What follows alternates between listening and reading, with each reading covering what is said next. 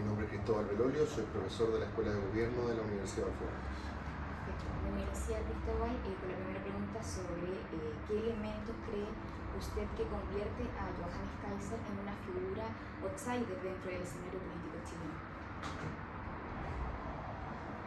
Ya depende cómo definamos outsider. Él es diputado de la República, por lo tanto tan de fuera no viene. Es parte del sistema político hace por lo menos 4 años. Fundó un partido político con todas las de la ley, por lo tanto participa del juego democrático como un actor más establecido, así que desde ese punto de vista no es un outsider. Ahora, si por outsider entendemos a cualquier desafiante a los partidos tradicionales, a alguien que no lleva 20 años en la política, bueno, claro, desde ese punto de vista es un outsider. Pero esto tiene mucho que ver con una construcción más simbólica que real. Bolsonaro, por ejemplo, en Brasil, se vendió exitosamente como un outsider cuando llevaba 20 años de diputado. Kast, hasta cierto punto, también se ha presentado como un outsider, en el sentido que es un desafiante a la clase política tradicional, siendo que también lleva en política hace 30 años. Entonces, ¿qué es realmente un outsider? Parisi se presenta también como un outsider, ¿cierto? Pero tiene un partido político hace ya varios años, establecido, legal, el Partido de la Gente, ¿cierto? Esta es como la tercera o cuarta vez, ya ni me acuerdo, que ha sido candidato presidencial, por lo tanto, insisto, ¿qué entendemos por outsider?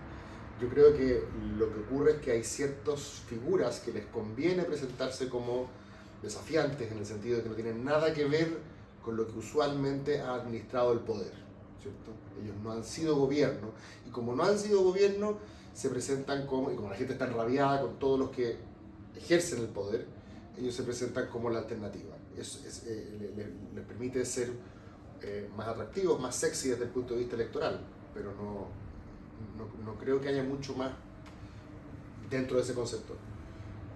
Perfecto.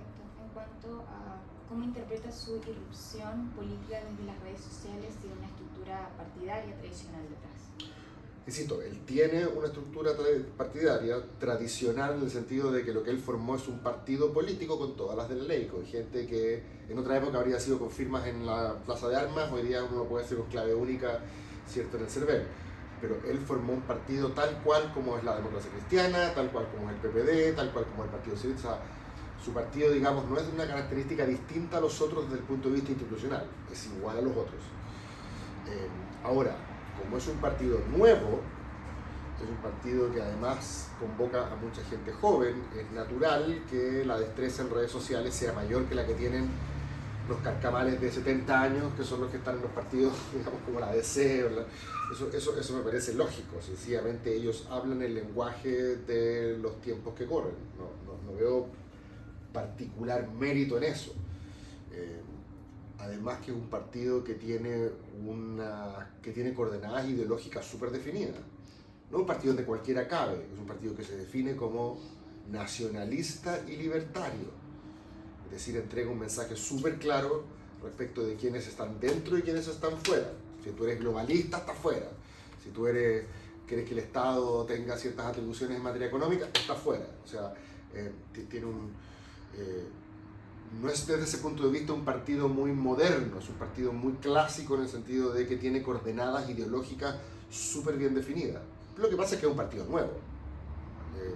Y es un partido nuevo que es atractivo para mucha gente porque dice cuestiones que, según como usualmente se dice, ¿cierto?, dice cuestiones que mucha gente piensa pero que durante un tiempo no se atrevieron a decir, ¿cierto?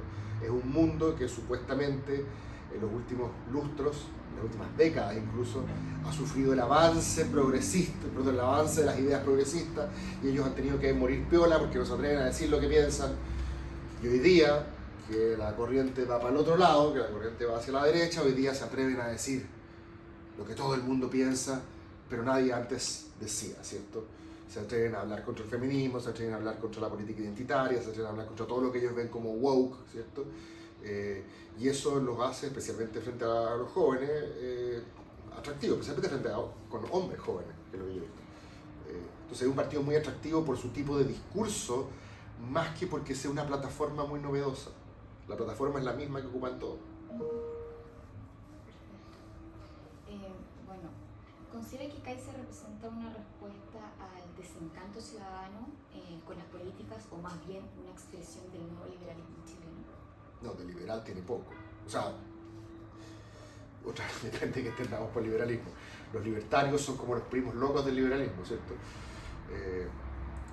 Pero él tiene un tipo de discurso marcadamente adversarial y eso no es lo que caracteriza filosóficamente el liberalismo. El liberalismo es un discurso o una narrativa más bien consensual que busca mínimos comunes denominadores. Las narrativas populistas, en cambio, son las narrativas que buscan un malo, un villano, una élite a la cual vilificar. Y en el caso de París, y en el caso de Kaiser, y hasta cierto punto en el caso de Kass, yo veo marcadamente un discurso de tinte populista en el sentido de que habla de los verdaderos chilenos, que son los buenos, y los malos, que son los octubristas, los progres, ¿cierto? Los hipsters de Ñuñoa. O sea, ahí está súper claro quiénes son para ellos, en su construcción mental, digamos. Hay malos y buenos, y ellos representan a los buenos, y al frente están los malos. Eso no es una narrativa muy liberal, es una narrativa más bien adversarial, típica de los discursos populistas, y en especial porque los malos son la clase política, ¿cierto? Eso es muy típico de los discursos populistas en todas partes del mundo, ¿cierto? Lo usó Trump, lo usó Bolsonaro, Milei, ¿cierto? Y en el caso de Kaiser y Parisi, yo creo que ambos se pelean un poco quién es el verdadero representante de la rabia, de la bronca ciudadana contra el establishment, quién es el verdadero representante de la rabia contra los políticos, ¿cierto? Bueno, Kass, de hecho, ahora también está participando de ese juego, hablando de los parásitos, que son los que están como operadores políticos en el Estado, aunque perfectamente ellos hicieron lo mismo cuando les tocó participar del gobierno de Piñera. La pregunta es, como hoy día la gente odia a los políticos, ¿quién es el que mejor vehiculiza ese odio? Y en esa disputa está Parisi, está Kaiser y está Kass también. Mencionaba Milei. ¿Usted encuentra similitudes entre el caso de Kaiser y Javier Milei en Argentina, tanto en discursos como en estilos políticos? Sí, lo que pasa es que los chilenos no son como los argentinos, no son igual de performáticos, no somos tan extravagantes, no somos tan exuberantes, ¿cierto? Sería raro un Milei en Chile, un tipo que ocupa el pelo de esa manera, con chaqueta de cuero, canta la renga en un concierto, son tipos de cuestiones que nosotros no veríamos acá, ¿cierto? Nosotros somos más fome, somos más serios, somos más rígidos, un poco más acartuchados, por así decirlo. Y Kaiser es un poco la versión chilena de Milei en ese sentido, porque es como somos nosotros también, ¿cierto? Más parcos. Pero desde el punto de vista discursivo, por supuesto que hay similitudes. O sea, hay similitudes en creer que el Estado es una cueva de ladrones, que cobrar impuestos es básicamente un robo institucionalizado, ¿cierto? Que los políticos son todos una casta parasitaria, ¿cierto? Que le chupa la sangre a gente y no permite el libre desenvolvimiento de las fuerzas creativas del mercado. Claro, Milei habla de los zurdos de mierda, yo no he escuchado a Kaiser algo en ese sentido, pero no me extrañaría que si lo buscamos algo así vamos a encontrar. Su hermano Axel Kaiser, yo creo que ha dicho cosas muy similares respecto a la izquierda, es decir, gente que cree que la izquierda es el enemigo, que cree que la izquierda es gente que es mentalmente inferior y moralmente inferior. Esto lo ha dicho Kaiser, Milei con todas sus letras. Y yo creo que los Kaiser, la familia Kaiser en general, cree un poco lo mismo. Cree que al frente hay una banda de gente moralmente perversa que busca meterle a los niños y a la gente ideas extrañas para destruir la civilización. O sea, no sé, yo tengo a Vanessa Kaiser en Facebook y eso es lo que pone, o sea, cree que realmente al frente están los malos. Entonces hay, y Milei también, entonces en ese sentido hay por supuesto similitudes, son discursos tremendamente adversariales, son discursos que no tienen muchos matices, son discursos que no le ven las complejidades a la vida, sino que ven el mundo en blanco y negro, son discursos súper maniqueos. Y hay gente que hoy día le gusta eso, a la gente hoy día no le gusta estar como ver muchas complejidades, a la gente le gusta saber dónde están los malos y posicionarse en el lado de los buenos. Si tú eres muy de izquierda, vas a sentir que los malos son los de la derecha, y si estás en la derecha, como Kaiser, vas a sentir que los malos son los que están en la izquierda. bueno, podría compararse su figura con otros líderes también que nos mencionaba como Donald Trump o Jair Bolsonaro, especialmente en su modo de desafiar el establishment. Sí, pero es menos, insisto, es menos performático, es menos exuberante. Un tipo que sale con corbata, ¿cierto? Con su tono de hablar es un tono correcto, si no anda vociferando, no anda gritando. Lo que pasa con Milei, lo que pasa con Bolsonaro, lo que pasa con Trump es que además son muy vulgares en su forma de expresarse, que es una característica performática del populismo. Socioculturalmente hacen alarde de formas más bien del pueblo, ¿cierto? Kaiser no. Kaiser trata de posicionarse a sí mismo en un lugar culturalmente más alto, ¿cierto? Fue al debate con una corbata donde estaba la Declaración de Independencia de Estados Unidos, ¿cierto? No estaba la letra de una ranchera. En ese sentido yo creo que tiene una diferencia desde el punto de vista sociocultural respecto a cuáles son las teclas que toca que Milei, Trump o Bolsonaro. Ideológico, ¿cree que Kaiser se alinea con el liberalismo clásico o ha construido una versión más local y conservadora del liberalismo? Sí, o sea, yo no creo que sean liberales. O sea, bueno, sí. A ver, el liberalismo es una familia muy grande, muy extendida. Es una carpa donde caben muchas expresiones, por lo tanto, no sé si me corresponde a mí decir quién es y quién no es, pero liberal desde el punto de vista, como yo lo entiendo al menos, como una filosofía política que busca justificar el poder coercitivo, ¿cierto?, del Estado, y que tiene una cierta mentalidad que para hacer eso busca un lenguaje común. Me parece que ese no es el tipo de liberalismo que define a los Kaiser ni a Johannes. Yo creo que el suyo es un híbrido de lo que algunos han llamado un populismo libertario, es decir, es populista en la estructura de su discurso, esta estructura adversarial a la cual hacía referencia. Hay un pueblo chileno que es bueno, que es patriota, los verdaderos chilenos, como decían en la convención, los republicanos, en la segunda convención, y al frente están los enemigos, ¿cierto? La izquierda, progre, la lacra de la sociedad para ellos. Que insisto, esa visión tan adversarial no es característica del liberalismo. Pero también está esta otra dimensión libertaria, esta dimensión que pone todo el acento en la capacidad del individuo de lograr sus objetivos en la vida y que el Estado, en vez de ser una ayuda, una muleta que te puede entregar ciertos bienes y servicios para que tú cumplas tus proyectos, al final es un obstáculo, ¿cierto? Por lo tanto hay que tratar de que las menos atribuciones posibles, de que sea lo más pequeño posible, lo que algunos llaman minarquismo, la teoría del Estado mínimo, ¿cierto?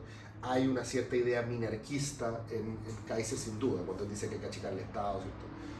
Pero hay otras cosas en las cuales no tiene mucho de liberal. Los liberales suelen ser filosóficamente cosmopolitas, es decir, tienden a creer que no hay muchas razones por las cuales el hecho que yo haya nacido a este lado de la frontera y tú hayas nacido al otro lado de la frontera genera algún tipo de diferencia moral. Entonces, somos todos en verdad iguales. Los derechos humanos son una construcción prototípicamente liberal, porque el liberalismo es universalista. Da lo mismo donde tú naciste, somos todos iguales, hombre, blanco, mujer, hombre. Por eso el liberalismo tiene problemas con la política identitaria, porque es profundamente universalista. Y el nacionalismo que expresan estos movimientos como el de Kaiser tampoco es muy liberal desde ese punto de vista, ¿cierto? Todo este nuevo concepto que ocupan, ¿cómo le llaman? El antiglobalismo,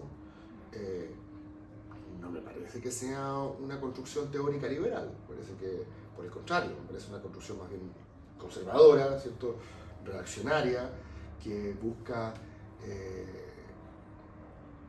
darle realce a ciertos aspectos propios de tu cultura versus los de otra cultura que vendrían a ser foráneos, ¿cierto?, alienígenos, que no vengan los otros con su música, que no vengan los otros con sus cantos, que no vengan los otros con sus colores, que no vengan los otros con sus religiones, ¿cierto? Esta idea tan como hacia adentro, en vez de hacia afuera, tan como inward, tampoco es muy típica del liberalismo.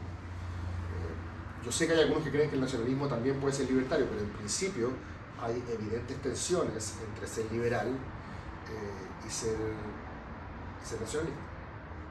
En cuanto a su pasado por tener un canal de YouTube, Kaiser, ¿qué cree que rol juegan las redes sociales en su consolidación como líder outsider, en su conexión con la audiencia y los jóvenes? O sea, los jóvenes, especialmente los jóvenes hombres de derecha, insisto, han ocupado ciertos rincones de la web para poder expresar lo que en algún tiempo supuestamente no podían decir, ¿cierto?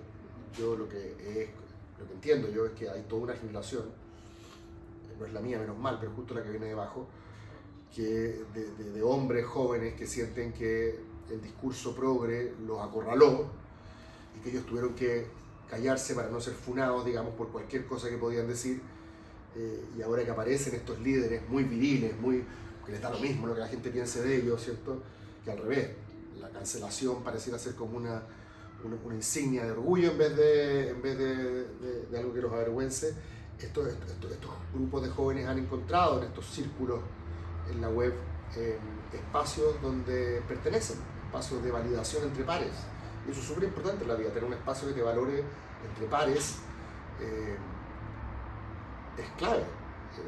Te da sentido de propósito, te da autoestima, te da sentido de pertenencia. Son cuestiones muy importantes en la vida y muchos de sus grupos han encontrado en estos espacios ese lugar. Al principio se consumían como placeres culpables, ¿cierto? Pero ahora, claro, ahora cambiaron porque han salido hacia afuera. Hoy día pareciera que eso es lo mainstream, pareciera que al revés, pareciera que el discurso, no sé, pro feminista, pro mapuche, todos esos discursos que estaban de moda en el estallido, esos son los discursos que están prácticamente hoy día escondidos.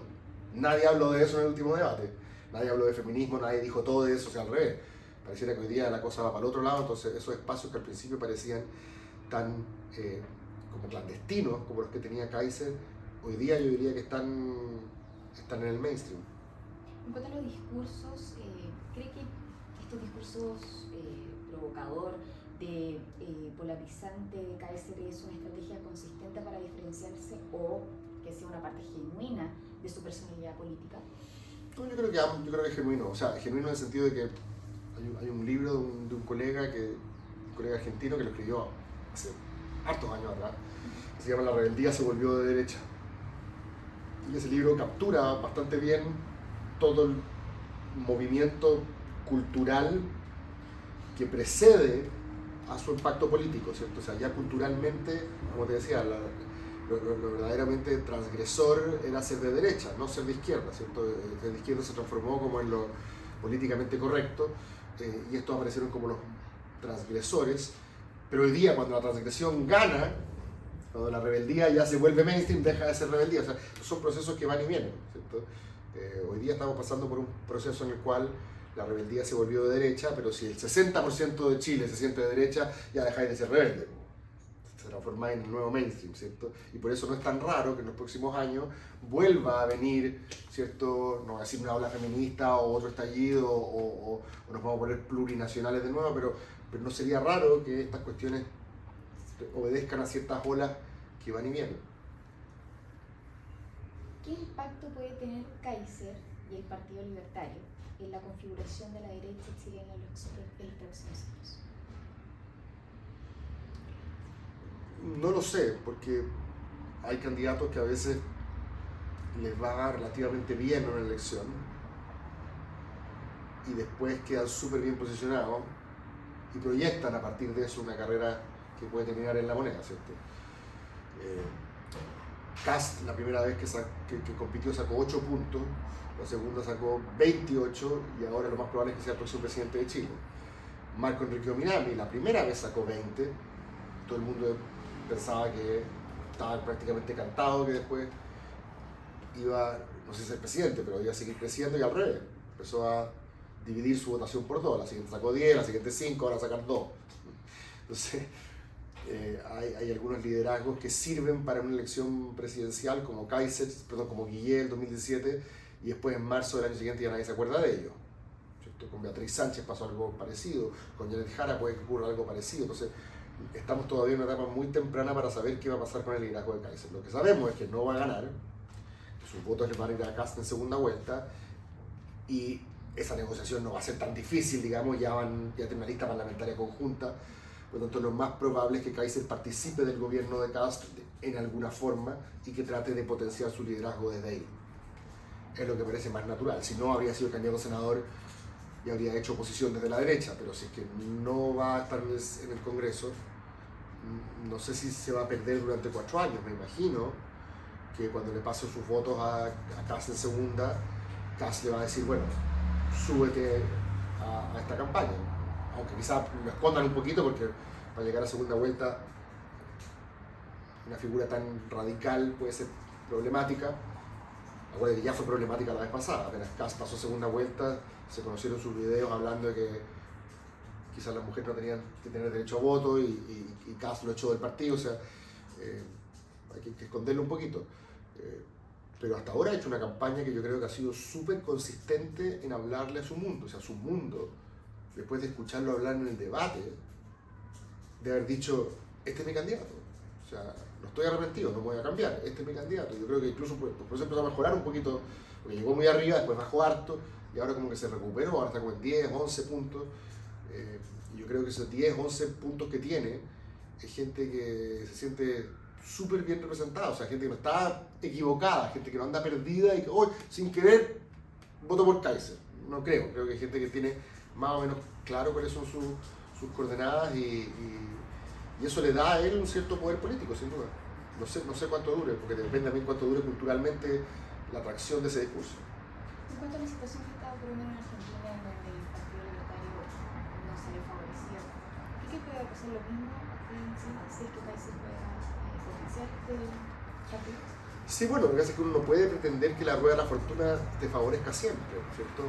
Milei ya la hizo, Milei ya llegó al poder, ¿cierto? Llegó al poder porque se descompuso el sistema de partidos, o sea, se descompuso el sistema de partidos, digamos, se descompuso en un minuto las alternativas que habían, que era el peronismo y el pro de Macri, el ascenso de Kast y de Kaiser de alguna manera también tiene que ver con la descomposición del sistema de partidos tradicional chileno, con la caída de la centroizquierda y de la centro derecha. Ahí encontraron un espacio y vamos a ver qué pasa en el futuro, porque gobernar es muy difícil.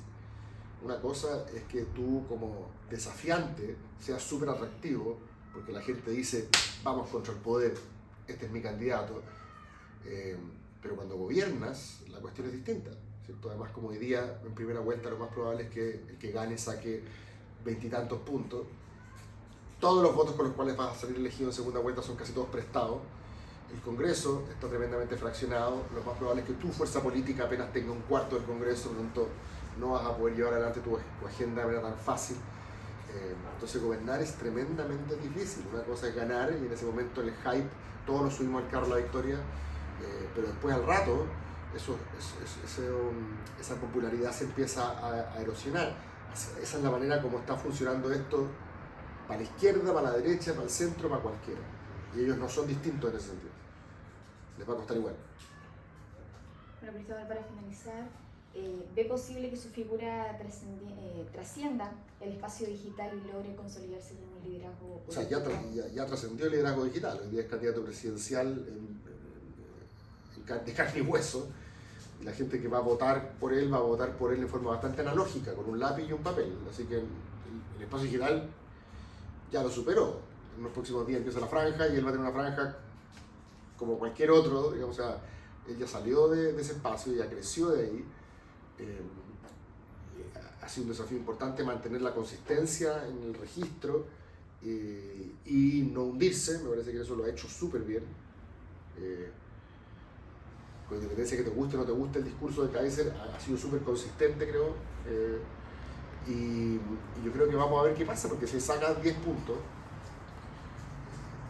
va a transformarse en un actor relevante, ¿cierto? Si su partido Nacional Libertario más los social cristianos sacan, no sé, 10 diputados, también se van a transformar en un actor relevante. Kast los va a necesitar para su gobierno. ¿Acaso no le conviene que le hagan una oposición por la derecha, ¿cierto? Entonces, yo creo que va a depender mucho de cómo quede él parado el día después de la primera vuelta. Cómo negocie con Kast su incorporación a ese mundo, su vuelta, porque ya él estuvo en ese mundo al principio, y si va a participar del gobierno o no, ¿cierto? Hay algunos que quieren participar del gobierno porque a la gente le gustan los políticos que hacen cosas, no solamente los que están discurseando, sino por eso nosotros hemos tenido tantos ministros que después son presidenciables, porque a la gente le gusta verlos en la tele diciendo hice esto, y no sencillamente peleando.